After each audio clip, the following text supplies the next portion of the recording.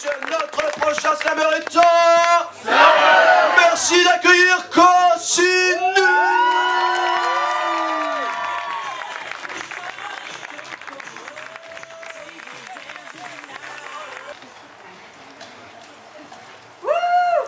C'est pour toi, ma puce.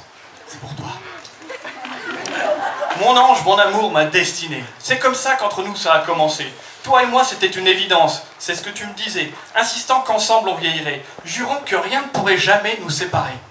En dehors de la moitié de l'humanité, t'as quand même fini par me quitter en ajoutant que c'était le destin qui nous avait éloignés. Enfin, toi, tu appelais ça le destin. Moi, j'appelais ça plutôt Anthony, Nicolas ou Benjamin.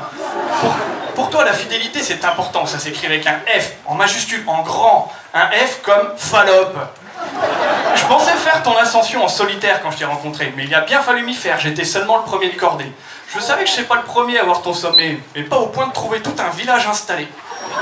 Combien de je t'aime sans réelle pensée, combien d'excuses bien trouvées sans rien avouer. Je suis pas là, j'ai pas de réseau, je suis à Paris, je capte pas, je suis malade, j'ai plus de batterie. Tu mens tellement que tu t'inventes une nouvelle vie, même les Grecs t'envient ta mythologie. C'est vrai qu'entre nous c'est allé très vite, mais il faut reconnaître que tu t'attrapes plus facilement que la grippe. T'es aussi sage qu'un gosse devant un cornet de frites, t'es aussi chaude qu'un feu de bois qui crépite.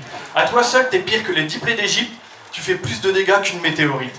Pourtant notre histoire à nous, c'était un conte de la crypte. J'ai fait l'erreur de te considérer comme un trophée, mais comme en Coupe du Monde, tous les 4 ans, c'est par un autre que tu te fais soulever.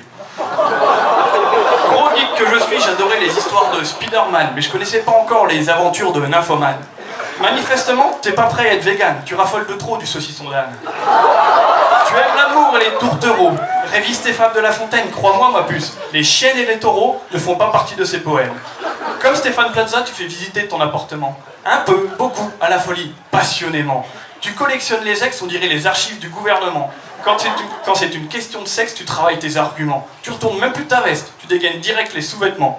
T'envoies tellement de photos de toi, en lingerie, en dentelle, qu'on croirait du spam de chez Jackie et Michel. T'as autant de morale qu'une blague de Dieudonné, t'as autant de sincérité qu'un Fillon qui s'est fait griller. Je te jure, j'ai tout essayé pour te pardonner. Mais même Hitler avait un meilleur dossier. Tu pleures, tu t'excuses, tu me dis que ce n'est pas à cause de moi. Merci, j'avais compris, j'ai lu l'historique de tes draps. Après, au tressage, 1 de perdu, 10 de retrouvé, tu préfères ton adage, 10 de cocu, 1 d'épargné. Ton appartement, ton lit voit tellement de monde passer que la ville songerait y construire une station de tramway. Quelle ironie, c'est rigolo, toi qui es si fier de ton ticket de métro. Tu brûles dans les églises, c'est la hantise des cathos. Aujourd'hui, j'ai compris que le diable roulait en Twingo. Comme une Jeanne d'Arc en version Capitaine Nympho, j'aurais dû comprendre ces signes carrément plus tôt. Puisqu'accroché au mur au-dessus de ton pieu, pendait l'affiche du film « Attrape-moi si tu peux ». Si tu veux, je peux te faire un peu de promo. Ce soir, je suis sur scène à la Carto. Il doit bien rester 1 ou 2 hétéros qui n'ont pas encore ton numéro. Sur ce, je vais terminer ce texte comme j'aurais dû le faire avec toi il y a déjà bien longtemps. Sans regret, sans remords, en laissant ma place au suivant.